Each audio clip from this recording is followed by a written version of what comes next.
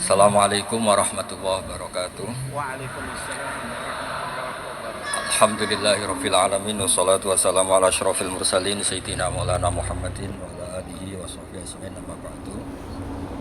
Ingkang sangat kula hormati niki wonten Habib Nabil, semua keluarga besar Habib Muntir, semua min usulihi wa furu'i sedanten ingkang kula hormati. Ingkang terhormat Habib Ahmad Bahar, Habib Ja'far Al-Attas, niki wonten Profesor Nazaruddin, wonten Pak Muzani, wonten Mas Nusron sedanten ingkang kula hormati. Yang spesial, saya ini punya dua permintaan. Satu, jangan diundang lagi. Dua, saya minta maaf kalau yang ingin ngundang mohon nggak usah diteruskan. Nah, saya akan cerita yang ilmiah. Saya terima kasih tadi sama Habib Abdullah bin Ja'far sama Ustadz Hasan Sefur Rijal. Begini, kenapa saya banyak dikutip para narasumber? Karena saya ini jenis kiai yang otoritatif. Jadi saya ini karena nggak menteri, sehingga kalau belajar itu serius sekali. Ini alhamdulillah ini ada Pak Muzani, orang yang bisa ngelantik seseorang jadi presiden. Masih punya utang satu, bisa nggak ngelantik kita jadi ahli surga? Begini kalau cerita ilmiah, nanti saya baca hadisnya. Ada kelebihan kita jadi manusia itu justru karena ketidaktahuan kita. Kita tentu hingga detik ini tidak melihat surga langsung, tidak melihat neraka langsung, apalagi melihat Allah Subhanahu wa Ta'ala. Tapi selalu ada teori, dan ini dibenarkan oleh semua ulama karena ini nas itu mansuh. Dan itu diantara kelebihan Rasulullah SAW adalah diutus kafatan linnas untuk semua orang. Sehingga ada orang ditanya, dengan apa kamu tahu kalau Tuhan itu satu? Orang ini dengan enteng menjawab, innal isnaini, angka 2, 3, 4 dan seterusnya. Nisbatu dzalika ilal wahid nisbatul far'i ilal asli. Jadi segampang itu nerangkan ayat qul huwallahu ahad, Allah itu satu. Karena angka itu 2, 3 sampai 1 miliar 1 triliun. Nisbatu dzalika ilal wahid nisbatul far'i ilal asli. Semua itu asal usulnya satu. Begitu juga begitu gampangnya Syekh Nawawi Al-Bantani menerangkan kenapa bismillah itu dimulai ba. Huruf hijaiyah kan alif, tapi kalau bismillah dimulai dari satu ba. Ba itu ada titik satu. Anda gambar kambing, gambar apa saja, gambar Anda entah baik entah jelek, itu tetap dimulai satu titik. Nah, satu titik ini disebut nuqtatil wujud, asal usul wujud. Sebab itu kitab I'anatul Thalibin, tadi Habib Nabil cerita sanad-sanadnya Mbah Mun. Sebetulnya kalau boleh angkuh, yang berhak cerita itu saya, karena kitabnya milik saya. Tapi beliau tak kasih terus cerita, ya alhamdulillah. Ada penyambungnya gitu. Nanti tak kasih lagi beliau. Ya memang yang paling berat beliau karena turunannya itu. Tapi kitabnya dari saya, jadi ya satu-satu. Kitab I'anatul Thalibin itu dikarang oleh ulama top, namanya Said Abi Bakar Syato. Beliau punya murid yang sangat terkenal di Indonesia, namanya Syekh Mahfud At-Turmusi. Syekh Mahfud ini punya murid, diantaranya yang paling terkenal tentu Mbah Hashim sama Mbah Ahmad Dahlan, pendiri Muhammadiyah. Jadi kemudian kitab I'anah ini populer sekali untuk menerangkan fikih-fikih di Indonesia. Termasuk cerita bahwa wujubul jihad itu wujubul wasail lal maqasid. Jadi jihad itu wajib, itu wujubul wasail lal maqasid. Saya mencari di sarahin. Sekiranya dakwah itu bisa tidak dengan jihad, dengan pengajian kayak Majelis Rasulullah, kayak Majelis Nurul Mustafa, kayak kiai kampung, itu sudah cukup karena sudah isolul maksud, orang sudah menjadi kenal Allah Subhanahu wa Ta'ala. Sebab itu ketika Sayyidina Ali diutus di beberapa peristiwa termasuk di Khaybar, Sayyidina Ali didhawuhi la ayyahdiyawu bika rajulan wahidan khairun laka min khumrin na'am. Ada satu saja yang Islam karena kamu itu lebih baik daripada kemenangan. Nah, kemudian ini supaya otoritatif menghormati masjid ini, Masjid Istiqlal, masjid yang luar biasa bersejarah. Saya baca keterbatasan kita, tapi ini menjadi kelebihan. Ini hadis di Shahihul Bukhari. Nanti sebagian materinya saya tinggal supaya ini tadi otoritatif tadi supaya semuanya pakai sanad. Ini hadis dari Shahihul Bukhari sehingga Anda tidak perlu tanya ini sahih apa enggak, karena ini di Shahihul Bukhari ikutnya nomor hadisnya itu 6408. Monggo kalau mau dihafal. Biasanya jenengan kan hanya hafal Arba'in Nawawiyah. Ini hadis ini nomor 6408. Ada keterbatasan yang akhirnya menjadi kelebihan kita, yaitu kita tidak tahu Allah Subhanahu wa taala. Suatu saat para malaikat ditanya, apakah mereka yang membaca tasbih di sini misalnya di Istiqlal ini ngerti saya, kata Allah. Kata malaikat, tidak tahu. Fayaqulu hal ra'auni. Qal fayaqulu la wallah ma ra'auka. Qal fayaqulu kaifa la ra'auni. Yaquluna la ra'auka kanu ashadda laka ibadatan wa ashadda laka tamjidan wa aktsara laka tasbihan. Andaikan manusia itu ngerti engkau ya Allah, maka tasbih mereka ini akan lebih dari kita. Saya beri contoh, ini terutama untuk zuriat Rasulullah SAW. Nabi itu manusia, bashar, tapi lakal bashar. Nabi ketika muji Allah Subhanahu wa taala ini supaya kalau sholat jenengan hayati.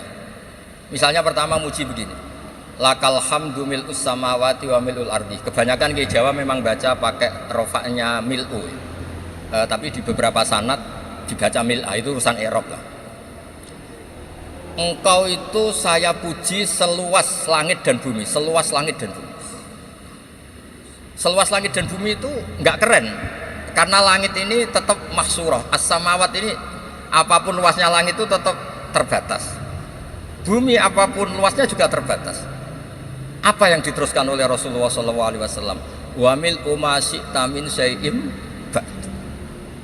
Dan pujian saya ini ya Allah sesuai kehendakmu, sejumlah kehendakmu. Karena ini yang tidak terbatas. Begitu juga ketika Nabi dengan keterbatasan sebagai manusia, bukan sebagai Habibullah. Atas nama manusia, Nabi itu punya dua sisi, kadang sebagai bashar, kadang sebagai Habibullah, dan sama-sama penting untuk mengawal Islam ini. Saya ulang lagi, sama-sama penting untuk mengawal Islam ini. Ketika Nabi sebagai bashar ngendikan begini, la nuhsitan Allahumma lakal hamdu hamda yuafi ni'amaka, misalnya pakai mukhatab wa yukafi umazidak, saya memuji engkau ya Allah dengan pujian yang sesuai jumlah nikmatmu, wa yukafi umazidak, dan bisa berserasian dengan tambahan-tambahan nikmat. Tapi apapun luasnya nikmat itu terbatas. Sehingga Nabi nambahi, la ukhsi thana'an 'alaika anta kama athnayta 'ala nafsik. Saya muji ini tidak terhitung, sama sejumlah pujian yang engkau lakukan. La ukhsi atau la nukhsi thana'an 'alaika anta kama athnayta 'ala nafsik. Sehingga ini kreasi-kreasi Bani Adam yang malaikat itu tidak bisa. Saya ulang lagi, ini kreasi-kreasi Bani Adam yang bakat malaikat itu tidak bisa. Ini saya baca di kitab Fathul Bari, ini sarahnya kitab Bukhari. Kata Imam, ini saya ulang lagi, ini kata Imam Ibnu Hajar al-Asqalani, pensarah terbaik Bukhari. Jadi Shahihul Bukhari itu punya sarah paling terkenal namanya Fathul Bari. Itu gurunya Syekh Zakaria Al-Ansari. Syekh Zakaria itu dikenal sebagai Syekhul Islam. Itu berkahnya punya guru alim banget, kereng. Ibnu Hajar al-Asqalani itu kereng itu keras. Kalau muridnya tidak bisa itu keras sekali, tapi urusan ngaji saja. Terus punya murid itu pinter sekali, namanya Ibnu Hajar al-Haytami. Jadi beliau kalau mau ngaji ya susah, karena gurunya itu alim, nyuruh baca. Kalau mau ngajar ya susah, muridnya itu alim, takut salah. Jadi akhirnya pinter. Orang punya murid alim alama itu kan bingung. Makanya saya tidak suka kalau Profesor Nazar ngaji saya, nanti ngoreksi repot. Sudah gitu Islamnya beliau formal karena Menteri Agama, saya non formal. Lama-lama Islamnya beliau legal, saya ilegal. Kan jadi repot nanti. Makanya tadi tak bully, tak cocokkan. Kalau jenengan Menteri Agama sampai akhirat berarti top. Tapi kayaknya di akhirat saya yang ngelamar jadi Menteri Agama. Enggak ada, ini enggak penting. Ini hanya gojlokan saja supaya kelihatan bahwa menteri pun juga warga nopo Indonesia. Begini kata Ibnu Hajar Al Asqalani, ini saya baca ya supaya penghormatan saya sama Habib Umar Hafid. Saya ini baca kitab beliau khatam serius, namanya Taujihun Nabi li Mardoti Bari, yang ditulis oleh Ustadz Fahmi bin Ali bin Bedul. Saya baca banyak, termasuk ketika beliau punya manhaj yang tidak populer, kata beliau fala budda antuwattina nafsaka ala annana khudamatu hadal kaun. Kamu harus yakin bahwa tugas kiai, tugas ulama itu khudamatu hadal kaun, mengkhidmati semua alam raya ini.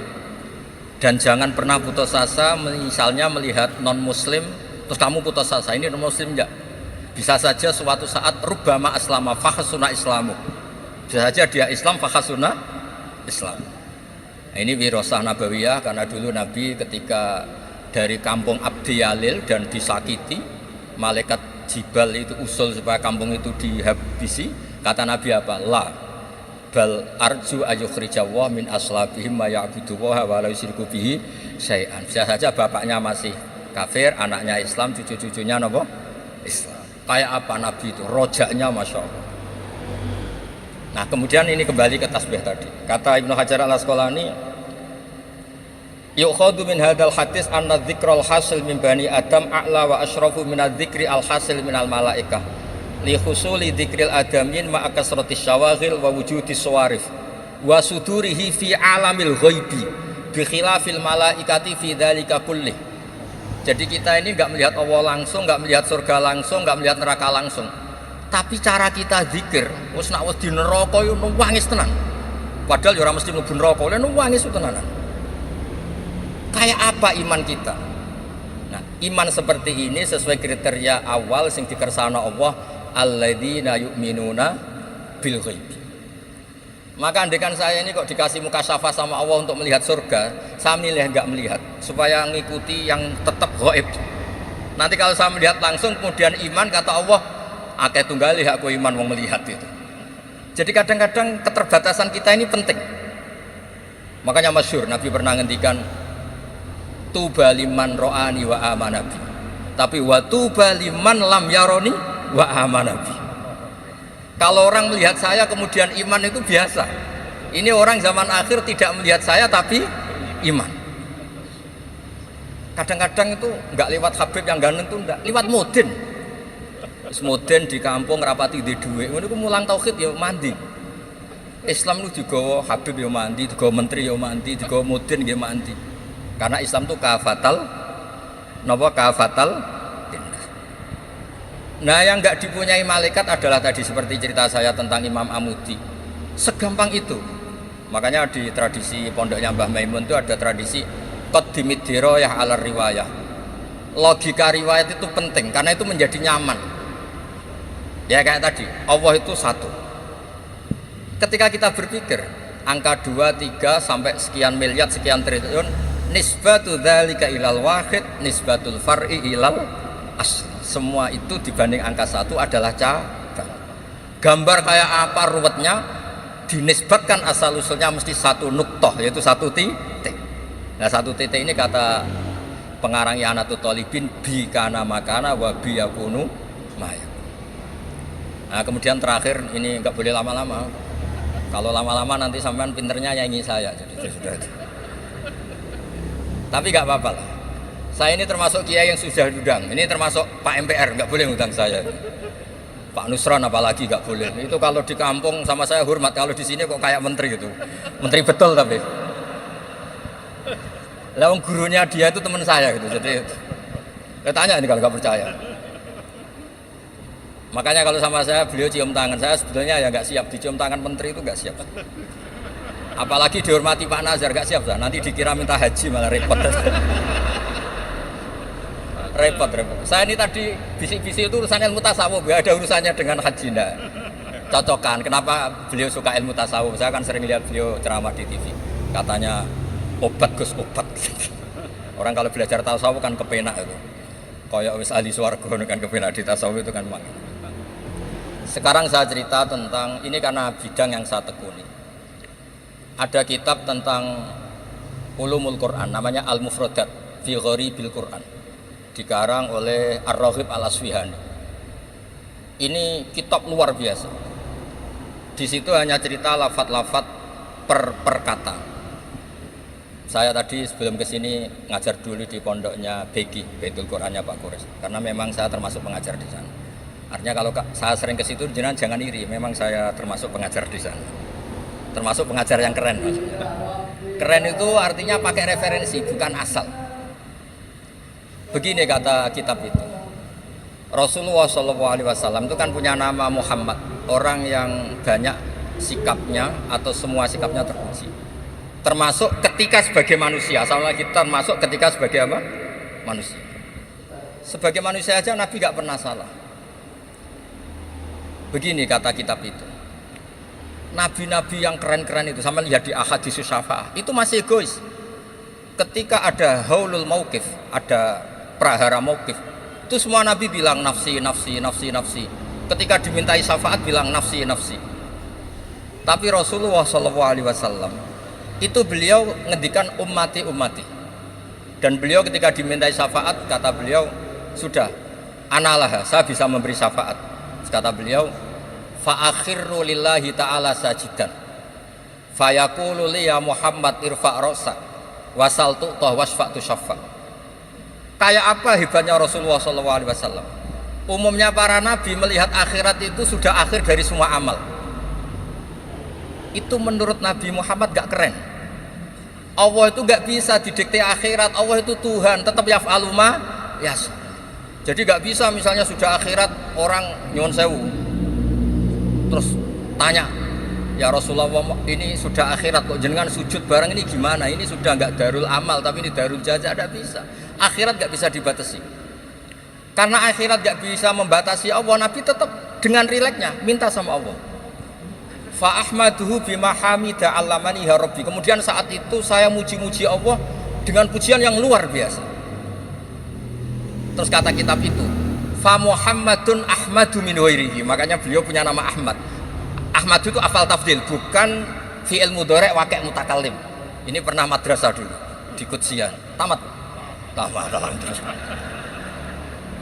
Beliau kalau di rumah hormatnya tidak kayak tadi, lebih dari itu. Tadi di sini pejabat sembrono ya, di sini itu kerawat itu. Ya tapi nggak apa-apa itu. Tadi sudah dipuji, akhlaknya baik, apa-apa baik, alhamdulillah. Fa Muhammadun Ahmadu min ghairihi. Ketika para nabi gak bisa muji Allah di mahsyar, bahkan mereka itu nyuwun sewu egois, hanya mikir diri sendiri, nafsi-nafsi. Rasulullah Muhammad ini punya nyali untuk muji Allah dan tetap mengajukan permohonan apa? Syafaat. Makanya disebut fa Muhammadun Ahmadu min ghairihi. Sampeyan lihat di Bukhari, di Muslim. Fa Ahmadu fi mahamida allamaniha rabbi. Tetap muji-muji Allah. Bukti bahwa teori saya benar dan otoritatif adalah yang nggak bisa hilang di surga itu juga wiridan. Ketika kita masuk surga, apa kita kegiatannya? Da'wahum fiha subhanakallahumma wa tahiyyatuhum fiha salam wa akhiru da'wahum alhamdulillahi rabbil alamin. Nah, kemudian ini juga yang terus kemudian dinyatakan al-baqiyatus sholihat. Ini kalimat-kalimat yang abadi. Karena apa? Di dunia ya kita bilang subhanallah alhamdulillah, di akhirat dibilang subhanallah. Kayak apa kerennya kita sebagai Bani Adam. Nah, makanya disebut alladzina yu'minuna bil ghaibi. Wong tidak melihat Allah, tidak melihat surga, tidak melihat neraka, tapi iman kita ini kayak iman sing musyahadah. Iman sing hakul yakin, ainul yakin. Kenapa demikian? Ya karena tadi kita diajari terus menerus oleh Rasulullah SAW. Yang terakhir saya cerita mukjizat. Ini juga terkait dengan betapa mudahnya hadaddin ini di logika, dicerna. Kata Rasulullah SAW, sabda Nabi di hadis, salang lagi ini hadis sahih di bab awal Fadhailul Quran di Shahihul Bukhari. Dicek kalau nggak percaya dicek. Ma minal anbiya'i nabiyyun illa utiya minal ayati ma misluhu amana alaihi bashar. Wa innama kana alladzi utitu wahyan auhahu wa ilayya fa arju an akuna aktsarahum tabi'an yaumal qiyamah. Enggak ada nabi kemudian kecuali dikasih wahyu, dikasih mukjizat. Dan mukjizat ini dahsyat sehingga orang itu dipaksa iman. Kayak Nabi Soleh, ada unta besar keluar dari batu. Nabi Musa punya tongkat dipukulkan ke Laut Merah langsung menyibak jadi daratan. Tapi kata Nabi Muhammad SAW, saya itu tidak punya mukjizat kayak itu, juga gak ingin. Saya ini dikasih mukjizat Al-Quran, dan saya berharap karena mukjizat Quran ini adalah terus kemudian umatku menjadi yang terbanyak ila yaumil ya. Sekarang kita berlogika, ini kata kitab Fathul Bari lagi, kita berlogika, ajaza yu'jizu ijazan, sesuatu yang menjadikan orang lain gak mampu disebut ijaz. Kemudian karena ayat menjadi mukjizat, sesuatu yang kita sepakat tidak mampu. Nah kalau itu masalahnya, tongkat dipukulkan laut kemudian menjadi kering, kita mampu enggak? Enggak kan? Tapi pertanyaannya, Anda bikin nyamuk mampu enggak? Enggak kan? Anda bikin sapi, bikin onta mampu enggak? Enggak kan? Makanya Nabi Muhammad SAW cukup, sudahlah kamu itu manusia, bahkan sekedar menciptakan lalat itu udah bisa.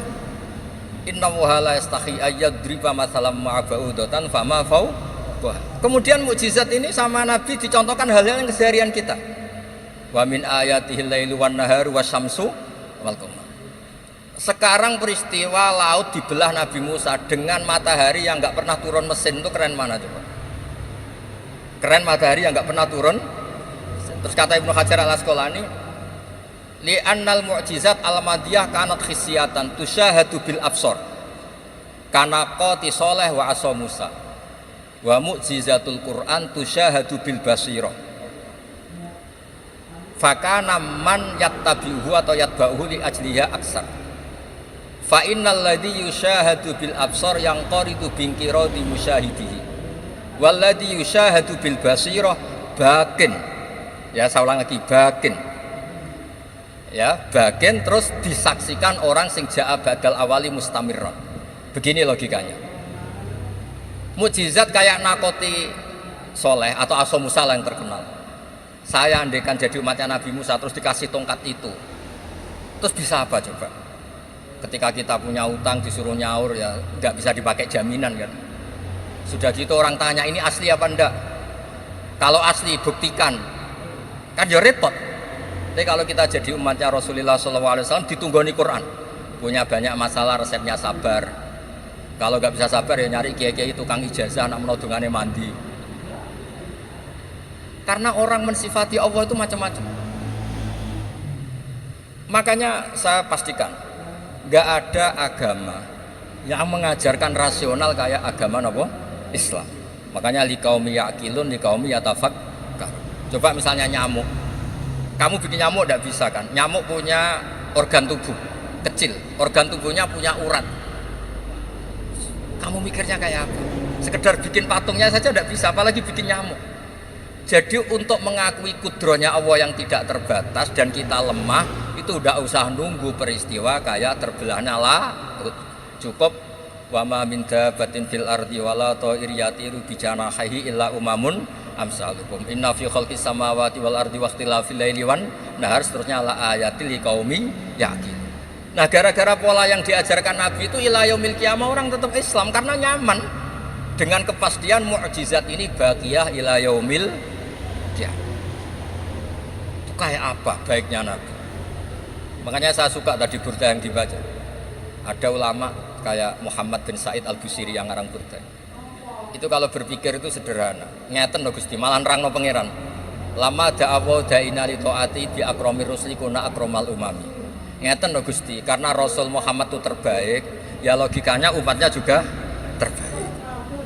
Jadi lama da'awa da'ina li ta'ati bi akramir rusli mesti kuna akramal umami. Jadi burda ini saking manjanya sama Allah sampai bilang gini. Wala yadhiqa Rasulullah jahuka bi idal karimu tajalla bismimun takim. Ya Allah, engkau telah menamai Nabi engkau itu Raufur Rahim, yang penuh kasih sayang, yang sohibus syafa'ah. Maka ketika engkau ingin nyiksa kami dengan alasan engkau ini al-muntakim, dat yang bisa nyiksa orang maksiat, jenengan harus ingat ya Allah bahwa Nabi kita itu Nabi yang engkau gelari Raufur Rahim. Ya kalau gitu jangan jadi nyiksa. Terus gunanya apa digelari Raufur Rahim ra iso nyafaati gitu. Itu jenenge wala yadhiqa Rasulullah jahuka bi idal karimu tajalla bismillah. Terus fa inna min judika dunya wa darrataha wa min ulumika imal lawhi wal qalam. Dan itu juga yang dibuktikan Rasulullah SAW. Sampai beliau ngendikan likulli nabiyyin da'watun mustajabah wa akhtabi da'wati syafa'atan ummati yaumal qiyamah. Semua nabi itu punya doa yang mustajab dan semuanya sudah dipakai di dunia. Tapi saya menyimpan jatah itu supaya saya tetap punya hak syafaat fi yaumil qiyamah. Terus ini bukti-bukti bahwa ilmu yang selama ini diajarkan para habaib, para kiai itu otoritatif. Saya hanya bantu jenengan memastikan kalau hadis itu sahih dimaknai oleh ulama-ulama yang kredibel. Ya, perjanjian terakhir tadi. Saya ini termasuk kiai yang sergap tanya Mas Nusron. Pak Muzani juga pernah ke rumah saya. Meja saya itu isinya ya kitab.